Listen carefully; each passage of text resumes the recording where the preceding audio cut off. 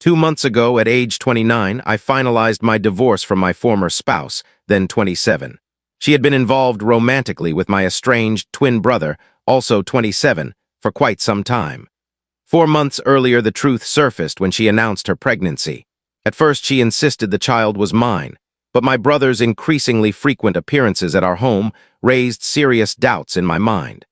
One night, I examined her phone and discovered proof that shattered everything. When confronted, she admitted she had been unfaithful with him for months and had run out of ways to hide it. My relatives and I had not communicated since the day I moved out at 18. From childhood, they had always regarded me as an intruder in my own household, while my brother was treated as the flawless favorite. The breaking point came years earlier on the evening I received my university acceptance letter. I arrived home to find a celebration already in full swing, except it wasn't for me. The cake was decorated in my brother's name. When I demanded to know why they never celebrated any of my real accomplishments, they explained that they didn't want him to feel overshadowed, and that instead of complaining, I should focus on lifting him up. That moment destroyed the last thread of attachment I felt. That same night, I vowed never to return, and I kept that promise. I funded my entire education through scholarships, part-time jobs, and student loans. After graduation, I shared a small flat with a colleague and built my career from scratch. My parents never once reached out, and I never contacted them either. Years went by. Last year, my brother suddenly messaged me online, claiming our parents missed me terribly and asking whether I would consider rebuilding ties. By then, I had married, was financially secure, and though the old wounds had never healed, I agreed to meet them. The first gatherings were tense and strained, but they appeared genuinely remorseful, so I forced myself to meet them halfway. I even invited them to our house. In hindsight, that was my biggest error, introducing my brother to my wife. They began their affair almost immediately. When she revealed she was expecting, I was overjoyed, naturally assuming the baby was mine. But as the months passed, my brother's visits became constant. What started as polite concern gradually turned disturbing. He would place his hand on her growing belly and talk directly to the child. She brushed off my unease, but suspicion grew unbearable. 6 months into the pregnancy, while she slept, I checked her messages again. The conversations between them confirmed my worst fears. The child was his, and they had been together for ages. Worse, they had planned to wait until after the birth to reveal everything, divorce me, marry each other, and live comfortably off the child's support I would be ordered to pay. The following morning, I showed her the evidence. She denied it briefly, then broke down and admitted the truth. That ended our 2-year marriage. Predictably, my parents took their side completely. Every promise that both sons mattered equally to them proved hollow. When the divorce and their upcoming wedding were announced online, the entire family celebrated. No one acknowledged the devastation they had caused me, the lies about the pregnancy, the betrayal, the mental anguish of believing I was going to be a father only to lose both wife and child in one blow. My parents insisted this outcome was for the best and that I should be happy my brother had found joy. Once again, they refused to admit he had done anything wrong. I severed contact permanently. The divorce itself became another battlefield. Because my family backed her fully, she received a massive settlement and my car. Her attorney fabricated claims that I was possessive and domineering, forcing her to abandon her career, when in reality she chose to stop working. My relatives testified that they had distanced themselves years ago because of my supposed anger issues and sexist behavior. With their support, the judge ruled heavily against me. I kept the house, but lost a fortune. Fortunately, my region has no mandatory waiting period, and since neither of us contested the court divorce, it finalized quickly. I just wanted these toxic people gone from my life forever. Recovery was brutal, but I threw myself into my job. The extra hours and dedication paid off. 2 weeks ago, I earned a major promotion, higher title, significantly better pay, company car, the full package. To celebrate, I treated myself to dinner alone at a favorite restaurant and posted a discreet photo online. That single post was a mistake. Within 48 hours, my mother contacted me begging me to visit. We had not spoken since the divorce. I ignored her messages for days, but the calls became nonstop. Finally, she appeared at my workplace, caused a scene with security, and refused to leave until I agreed to come see them. A few days later, I went. They had used part of my settlement money to upgrade to a larger home for the newborn who had arrived 3 weeks earlier. My brother was out, my ex was resting, so only my parents were awake. I sat in silence waiting for them to state their purpose. After awkward minutes, my father blurted it out. My brother had lost his job. The settlement and alimony were no longer enough. They had seen my promotion post and hoped their successful son would bail them out. Both parents were long retired, my brother unemployed, my ex not returning to work, 5 people and a baby now depended on my income alone. The audacity left me speechless. Eventually, I stood up and walked out without uttering a single syllable. At the front door, I nearly collided with my brother returning home. My parents shouted for me to stay and listen. He looked startled to see me.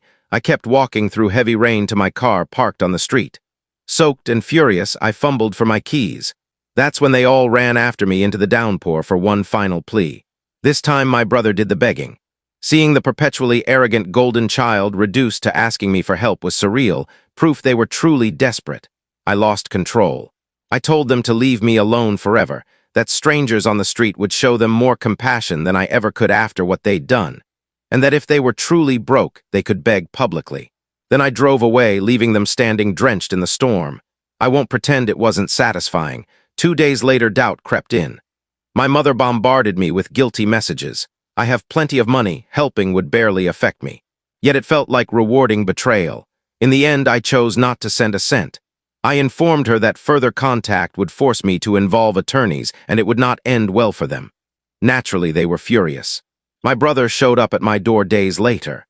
He claimed he felt bad about my childhood treatment, but insisted he simply was superior by nature, which explained the favoritism, and that any normal parents would have done the same.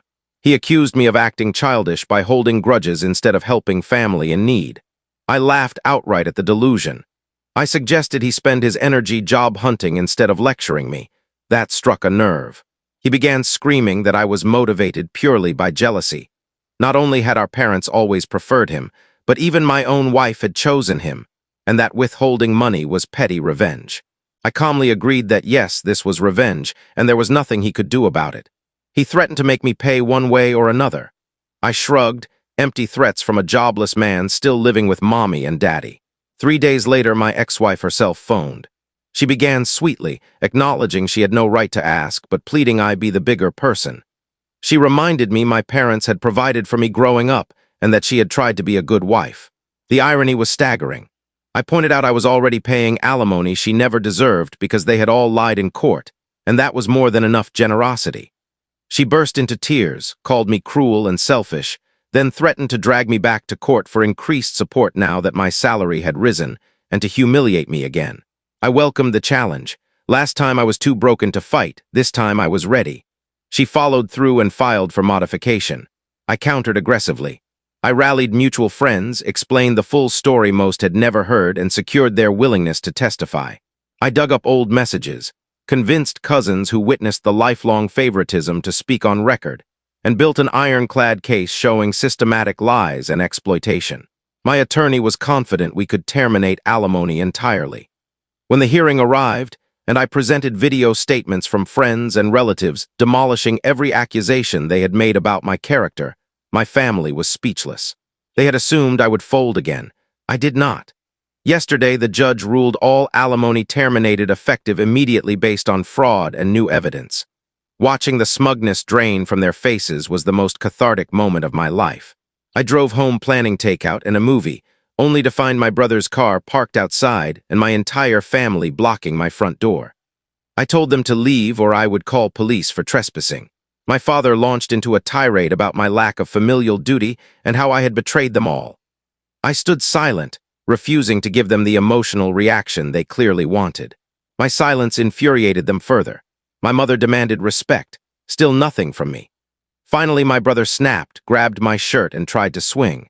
My father barely restrained him while he screamed that I was a jealous failure who would never amount to anything, rich, coming from an unemployed 30-something begging his younger brother for survival money. I repeated that they had 5 minutes to vacate before police arrived. They left after one last guilt trip from my mother that fell on deaf ears. It has been almost 24 hours with no further contact, and I sincerely hope it remains that way. I'm 33. In December, my wife, also 33, was unfaithful with the biological father of my stepdaughter. I caught them together at his place because I already suspected. For years, I had physically removed that man from our property and managed his aggressive behavior. I handled every household responsibility: cleaning, animals, lawn maintenance, and full-time care of her daughter, while holding a side job at the law office where she was employed. She insisted I sell my old car so I could use one of hers. My days started at 6 in the morning and sometimes ended at 2 the following morning. I attempted reconciliation, but kept discovering new messages and arrangements with him and other men, even though she swore each time she had ended everything and wanted our marriage to succeed. She subjected me to sexual and emotional mistreatment, claiming the infidelity was my fault for not preventing it, and coerced intimacy through manipulation when I clearly stated I wasn't ready. After I caught them together, she became pregnant. When I requested paternity testing, she immediately terminated the pregnancy and blamed me. Last month, I walked away and resigned from my position. My own relatives have been keeping me afloat financially and emotionally. Some days, merely getting out of bed or eating feels impossible. We were married less than 12 months. I receive no spousal maintenance, have no vehicle, lost my job, half my extended family, her entire family, my stepdaughter, our home, and all savings. Without my parents and siblings, I would be on the street. My mental state is fragile. I now know the cheating began even while we were dating. Everything feels like an elaborate deception, and I'm left destroyed while she faces no consequences. My trusted family friend attorney says legal options are limited. The rage, grief, and despair are overwhelming. How do people process this level of betrayal? I understand I need small steps, new employment, routine, therapy, but leaving the house feels impossible. Crowds trigger panic. Even time with friends ends with me sobbing in the car on the way home. I feel permanently shattered. Update 1, X is bringing the affair partner to the final hearing purely to hurt me. Friends have offered to attend for moral support. Others advise ignoring them completely. What would you do? Update 2, the hearing happened today. My previous posts detail the full nightmare, but in short, I was abused after discovering her in our bed with him days after Christmas. I attempted reconciliation repeatedly while she continued contact and planned meetups with multiple men, receiving explicit messages, all while lying to my face. When I finally said I was leaving and filing, she threatened suicide. Yet here I am, alive, and she is gone forever. I returned from court, hit new personal records at the gym, and feel genuinely strong for the first time in a year. She has no idea where I live now. I relocated cities, and doesn't know my new workplace. This woman I loved completely stripped everything from me. Career, vehicle, home, the little girl who called me dad, our marriage, my sanity, and possibly the child she aborted the moment I asked for a DNA test. I'm certain it was his. She arrived at court alone. The affair partner never showed. The signing was quick. I never once looked at her, even when she tried handing me forwarded mail. I simply took it and kept walking. She sounded close to tears. I maintained a calm smile. Later, sorting the mail at home, I found a handwritten note. The reason he wasn't there: he got another woman pregnant. I ripped it up and discarded it. She destroyed a devoted husband for a serial cheater who despises fatherhood, abuses partners, and pawns his existing daughter off on his mother whenever possible. That little girl called him by his first name and called me dad because I was the stable parent in her life. His own mother wept with joy last Christmas that her granddaughter finally had me. Now another innocent child is coming into that mess. Despite the adrenaline high, I feel strangely empty and alone tonight. Emotions are swinging wildly between relief and deep sadness. I thought freedom would feel better, but part of me wishes none of us had to hurt like this.